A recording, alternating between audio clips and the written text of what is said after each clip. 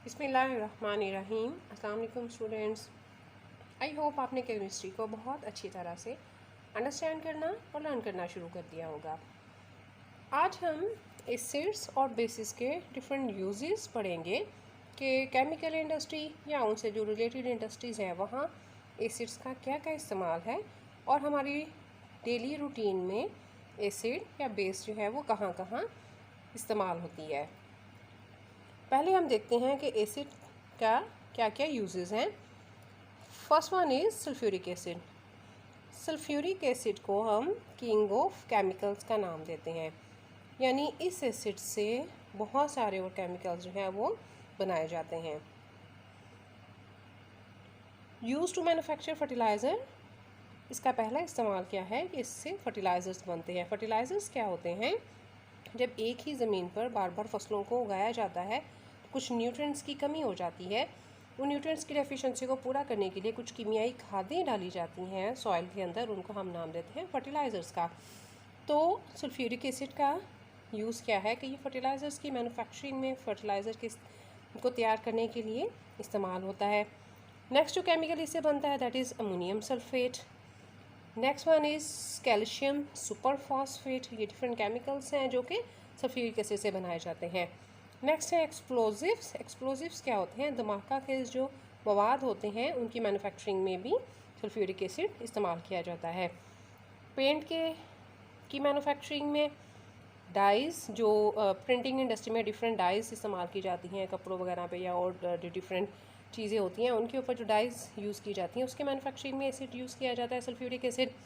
फिर से ड्रग्स बनते हैं और लेड स्टोरेज जो बैटरीज़ हैं उसमें एज अ इलेक्ट्रोलाइट यूज़ होता है।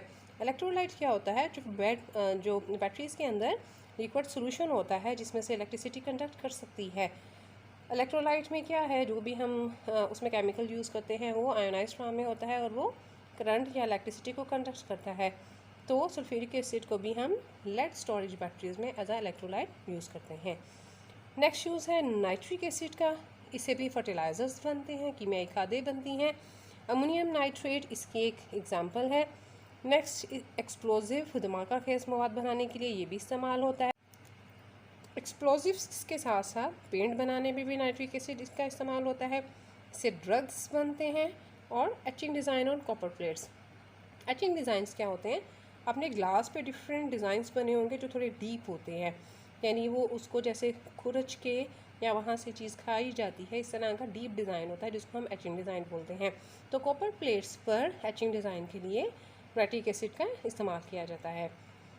Next acid is hydrochloric acid. Hydrochloric acid को मेटल्स को क्लीन करने के लिए इस्तेमाल किया जाता है और टैनिंग के लिए। टैनिंग क्या होती है? जो लेदर इंडस्ट्री है उसमें टैनिंग की जाती है, जो चमड़ा या स्किन हम हासिल करते हैं एनिमल्स से, तो उसके ऊपर आपने देखा है डिफरेंट जो फैट लगी हुई होती है और उसको और भी हमने डिफरेंट मतलब प्रोसेस स्टेजेस से गुजार के उसको साफ़ करना होता है ताकि फिर लेदर इंडस्ट्री में इसको इस्तेमाल किया जा सके। तो टैनिंग उस प्रोसेस को कहते हैं जिसमें उसको सारा प्योरीफाई किया जाता है, उसके ऊपर से चीज़ें रिमूव करके उसको इस तरह काबिल बनाया जाता है कि फिर उससे डिफरेंट जो ह्यूमन यूजेबल चीज़ें हैं जैसे शूज़, जैकेट्स वगैरह वो बनाई जा सकें। एंड इन प्रिंटिंग इंडस्ट्री, तो ये हाइड्रोक्लोरिक एसिड का भी इस्तेमाल प्रिंटिंग इंडस्ट्री में भी इसका इस्तेमाल होता है। नेक्स्ट है बेंजोइक एसिड। बेंजोइक एसिड को हम फूड प्रिजर्वेशन के लिए इस्तेमाल करते हैं। हमने देखा होगा कि बहुत सारी कैंड फूड होती है जो कि अपने नेचुरल फ्लेवर के साथ प्रिजर्व की जाती है ताकि उसको आउट ऑफ सीज़न भी इस्तेमाल किया जा सके या लॉन्ग टाइम के लिए प्रिजर्व किया जा सके अगर कोई चीज़ इन अबंडेंस अवेलेबल है। तो बेंजोइक एसिड का इस्तेमाल फूड प्रिजर्वेशन के लिए होता है। Next acid is acetic acid. Acetic acid को हम फूड को फ्लेवर देने के लिए यूज़ करते हैं। घरों में बहुत सारे खाने बनते हैं जिसमें हम एसिटिक एसिड का इस्तेमाल करते हैं, मोस्टली चाइनीज़ फूड या बिरयानी वगैरह भी अगर बनाते हैं तो उसमें भी एसिटिक एसिड को फ्लेवरिंग के लिए यूज़ किया जाता है।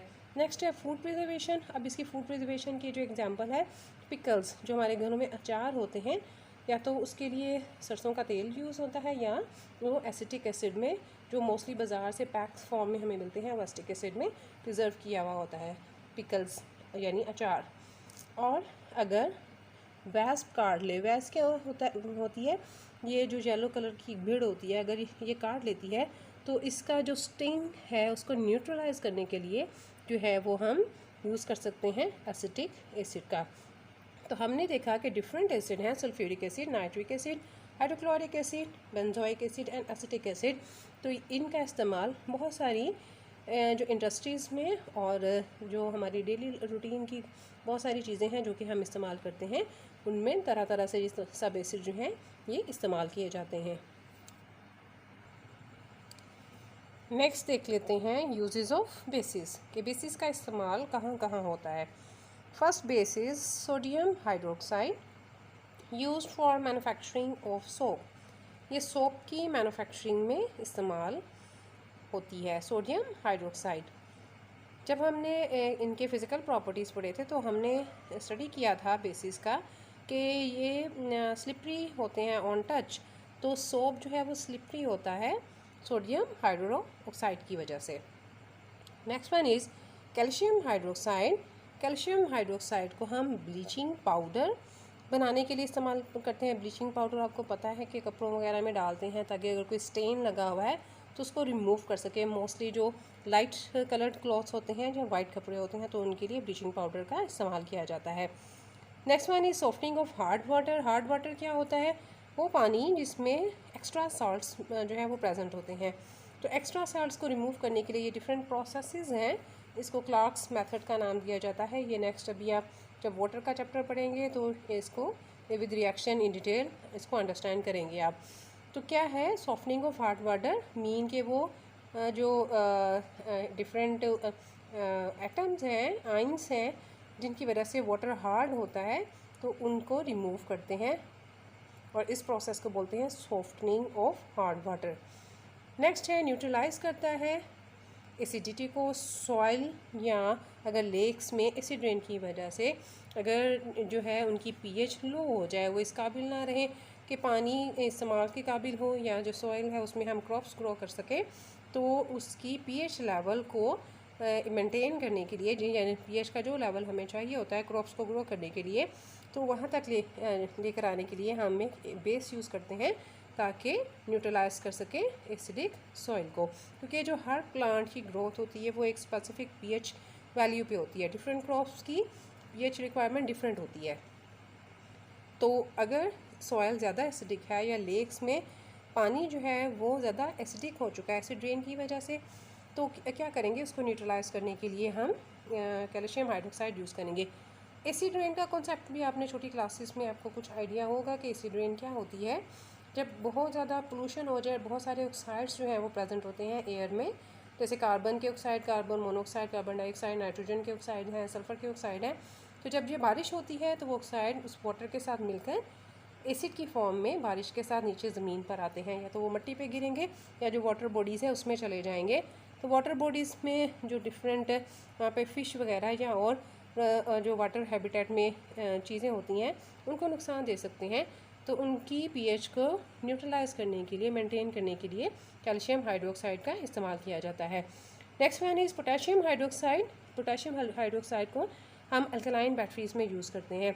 ये भी हमने जब फिज़िकल प्रॉपर्टीज़ पढ़ी थी तो आपने वहाँ अंडरस्टैंड किया था कि एसिड और बेस दोनों इलेक्ट्रिक करंट को कंडक्ट करते हैं। तो इलेक्ट्रिक करंट को कंडक्ट क्योंकि ये भी कंडक्टर है, तो कुछ बैटरीज़ में एसिड का इस्तेमाल किया जाता है और कुछ में बेस का। तो अल्कलाइन बैटरीज़ में पोटेशियम हाइड्रोक्साइड जो है एज आ इलेक्ट्रोलाइट यूज़ किया जाता है। Next one is magnesium hydroxide. Magnesium hydroxide stomach की एसिडिटी को न्यूट्रलाइज करता है। जब बहुत ज़्यादा स्पाइसी फूड खा रहे हों या किसी और रीज़न से स्टमक में समटाइम एसिडिटी बहुत ज़्यादा हो जाती है, जिसको हम कहते हैं कि इसकी वजह से जलन हो रही है या प्रॉब्लम होता है, तो उसको स्टमक की एसिडिटी को न्यूट्रलाइज करने के लिए मैग्नीशियम हाइड्रोक्साइड का इस्तेमाल किया जाता है। यानी जो डॉक्टर्स मेडिकेशन करते हैं उसका मेन कंपोनेंट जो है वो ये बेस होती है magnesium hydroxide. Next one is aluminium hydroxide. Aluminium hydroxide को फायर एक्सटिंग्विशर्स में एज अ फॉर्मिंग एजेंट इस्तेमाल किया जाता है। फायर एक्सटिंग्विशर्स क्या होते हैं? अगर कहीं आग लग जाए तो आग बुझाने के जो आले होते हैं उसमें जो फॉर्मिंग एजेंट के तौर पे एल्यूमिनियम हाइड्रोक्साइड का इस्तेमाल किया जाता है। Last one is ammonium hydroxide. Ammonium hydroxide को कपड़ों से स्टेन या ग्रीस वगैरह को रिमूव करने के लिए इस्तेमाल किया जाता है। ग्रीस क्या होती है? जो डिफरेंट मशीन्स वगैरह होती हैं वहाँ पर अगर कोई ऑयलिंग की जाए या व्हीकल्स हैं तो वहाँ से भी ग्रीस जो है वो समटाइम्स उसका स्टेन कपड़ों पे लग जाता है और जिसको रिमूव करना बहुत मुश्किल होता है घर में। तो अमोनियम हाइड्रोक्साइड बेस यूज़ की जाती है ताकि ग्रीस के स्टेन्स जो हैं वो कपड़ों से रिमूव किए जा सके। ये सब हमने देखे 6 डिफरेंट बेसिस जो हैं उनका इस्तेमाल कहाँ कहाँ होता है। आज के लेक्चर में हमने uses of acids and bases को अंडरस्टैंड किया कि एसिड या बेस जो है ये डिफरेंट इंडस्ट्रीज़ में डिफरेंट केमिकल्स की मैन्युफैक्चरिंग में या डिफरेंट होम बेस्ड जो चीज़ें हैं उसमें इनका क्या इस्तेमाल है, हमारी डेली रूटीन में इनका क्या फ़ायदा है ये, या इनका क्या रोल है, हम इन्हें कहाँ कहाँ इस्तेमाल करते हैं।